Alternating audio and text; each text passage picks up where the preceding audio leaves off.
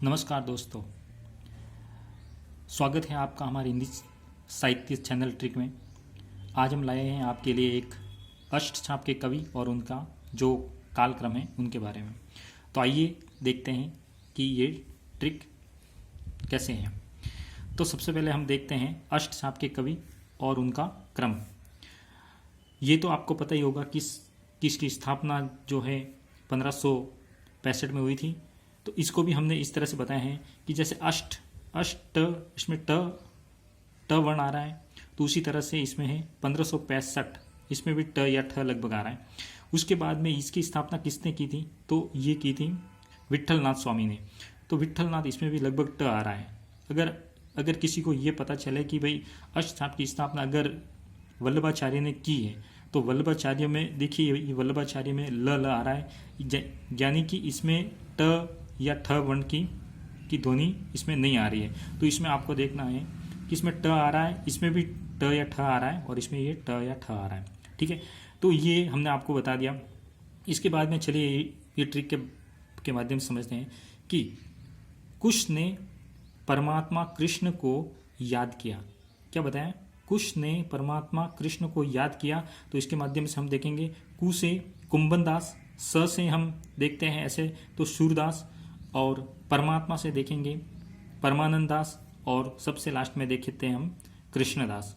तो इस तरह से ये ट्रिक है। अब ये ट्रिक कैसे है? अब इसको हम इस तरह से भी याद कर सकते हैं कि कुंभ सूर परम कृष्ण, कुंभ सूर परम कृष्ण, इस तरह से इसको याद कर सकते हैं।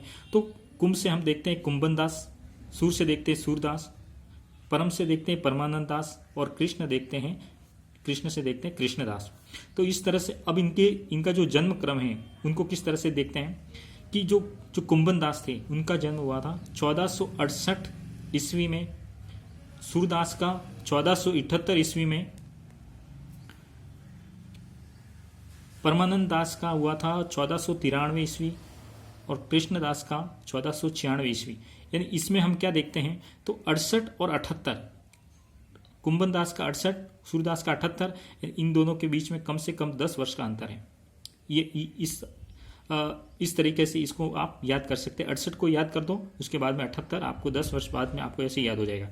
उसके बाद में हम देखते हैं तो परमानंद दास को देखते हैं तो 93 और कृष्णदास का 96। तो 93 और 96 के बीच में लगभग कितने? 3 वर्ष का अंतर है। तो इस तरह से आपको इसको याद करना है, 10 वर्ष और 3 वर्ष।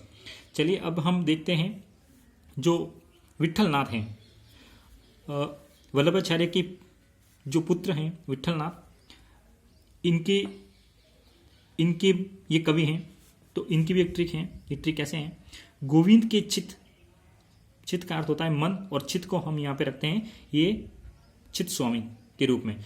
तो गोविंद के चित्त अर्थात मन में चतुरानंद होते हैं ब्रह्मा, चतुरानंद बसते हैं या निवास करते हैं।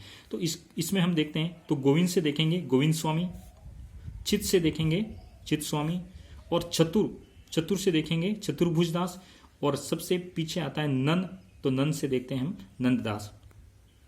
तो इस तरह से हम इसमें क्या देखते हैं?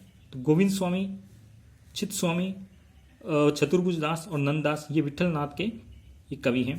तो इनको हम इस तरह से समझते हैं कि गोविंद स्वामी का जो जन्म है वो 1505 ईस्वी में हुआ, चित्त स्वामी का 1515 ईस्वी, चतुर्भुज दास का 1530 और नंददास का 1533। तो जिस ट्रिक में हमने ये देखा था कि वल्लभाचार्य के जो कवि थे उनमें भी कम से कम जो पहले वाले 2 कवि हैं उनमें 10 वर्ष का अंतर था, इनमें भी जो ये पहले कवि हैं उनमें 10 वर्ष का अंतर है, और बाद के जो कवि हैं उनमें 3 वर्ष का अंतर है, और ये जो कवि हैं इनमें भी लगभग 3 वर्ष का अंतर है। ठीक है, तो इस तरह से हम जो मेन ट्रिक है यही है कि इनके क्रम को कभी कभार परीक्षा में ये पूछा जाता है कि इनके क्रम को बताइए। तो आज हमने इस क्रम को अच्छी तरह से बताया है। तो इस क्रम को आप इस तरह से समझे कि पहले इसमें 10 वर्ष का अंतर, फिर 3 वर्ष का अंतर, और ये विट्ठलनाथ के जो कवि हैं उसमें भी ये 5, 15, 10 वर्ष का अंतर, और ये इनका 1530, 1533 यानी 3 वर्ष का ये अंतर है। इस तरह से ये आपको हमारी ये ट्रिक अच्छी लगी हो तो हमारे चैनल को सब्सक्राइब करें, बेल आइकन पे क्लिक करें, लाइक करें, और कमेंट करके बताएं कि आपको ये ट्रिक अच्छी लगी या नहीं लगी। ठीक है, आपको धन्यवाद।